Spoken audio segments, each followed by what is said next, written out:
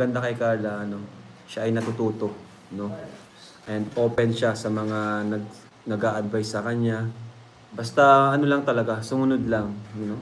Mas importante yung reputasyon natin, yung tiwala ng nila namin, ng mga kasamahan natin, mas importante yun kaysa sa pera na yan, no? Huwag tayong papasilaw sa pera. 'Di ba? Tingnan mo si Carla, sumunod siya sa akin. No? Slowly but surely. Tingnan mo hanggang ngayon, paangat pa rin siya, paangat. Mabagal pero paangat ng paangat. Pero kasing iba gusto, angat agad. Anong nangyari? Bumabagsak. Kumbaga hindi sila makapaghintay. Proud din talaga kay Carla kasi napaka-bait ni Carla. At si Carla, hindi talaga siya nasisilaw sa pera. Grabe. Kahit alam niya, andyan lang sa paligid yung mga sponsor niya, andyan lang. Hindi siya yung ma-request or maano sa sponsor niya, hindi siya ma-request ng kung ano man. No? Totoo po yan, hindi siya mapagsamantala kahit na maraming sponsor. Opo, totoo yan. Si Carla, si Biancy, ganoon din naman po si Biancy. Lahat naman po sila, kahit nga po si Joy. 'Di ba? Si Joy, talagang di ko nabalitaan na nakipag-usap yan sa sponsor eh. Alam pa kaya alam yan si Joy, si Biancy, ano din yan. Basta kung ano yung ibigay ko sa kanila, ano, grabe yung respect nila sa akin. Minsan nga natanong pa sila sa akin, 'di ba? Nung sa huling vlog natin kay Joy, na-ask muna siya sa akin kung sa mga desisyon na ginagawa niya. Bait yun si Joy. Si Inkit, mabait po sila. Nakakatuwa nga. Si Marian, grabe, kalog din pala si Marian, guys. Bait din. Si Joby, di ba? Kung mapapanood niyo po yung samahan nila. Mga ano talaga, nagkakasundo, mga ano, madaling pakisamahan. Sa ano po, sa batch 1, ang daming tahimik talaga. Si Eden, si Biancy, halos lahat tahimik sila eh. Sa batch 2 naman, ang dami namang kalog. Kaya pag pinagsama yung batch 1 and batch 2, talagang perfect. Gusto ko lamang pong bigyan ng importansya ng sinabi ni Kalinga Prab, lalo na pagdating sa usapin ng pagsunod. Huhugutin natin dito yung pinaka-importante, kung ano yung aral na ating matututunan. Importante na mayroon po tayong tinatawag na pagsunod. Yung tinatawag po nating pakikinig. Sapagkat hindi naman sa ipinagdadamot kung ano man ang tulong na maibibigay sa iyo ng ibang tao.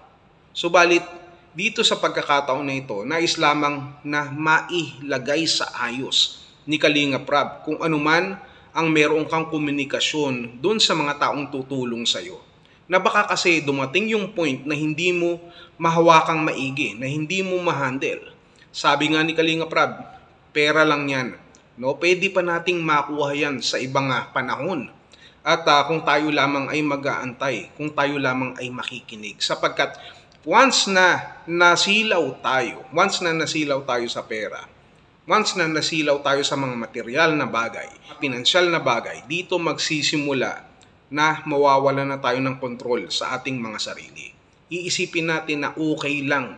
Hindi na natin iisipin yung consequences na ating pong ginagawa. Kaya nga sabi ni Kalinga Prab, ayaw niya mangyari ito sa mga Kalingap Angels na iba pa. Lalo na kila Carla, kila Biancy, kila Joy, at sa iba pa. Sapagkat iniingatan ni Kalinga Prab, iniingatan ng Kalingap. Tama nga naman ang sabi ni Kalinga Prab, na mas maganda na guminhawa ang buhay mo o makamit mo yung mga bagay na ito ng unti-unti, at least pasasaan man, mararating mo rin ang iyong pangarap. Hindi nagkulang si Kalinga Prab ng paalaala. Alam naman natin na ang tao ay may iba't ibang klaseng pag-uugali, may iba't ibang klaseng karakter. Kaya hangga't maaari, iniingatan natin yung mga kagaya nila Carla, ng Kalingap Angels, no? Nila Biancy, Joy, na maging maayos, manatili sa Kalingap, matutong sumunod, at huwag ipagpalit yung respeto at tiwala na ibinigay sa kanila. Sapagkat alam natin kung itong lahat ng ito ay mawawala,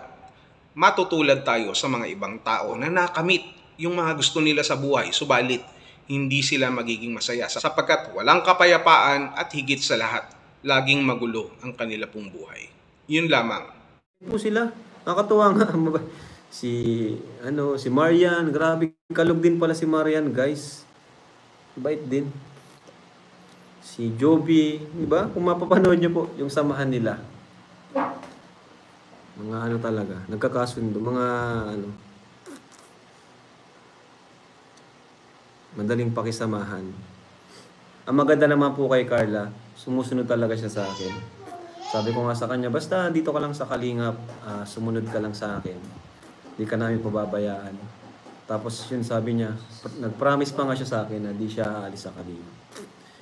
Kaya yun nga, maging ano yun, magaling naman po si Carla, sumusunod siya kahit nagsusorry nga siya sa akin kasi minsan affected siya sa mga bashers. Pero ang maganda kay Carla, ano, siya ay natututo, no?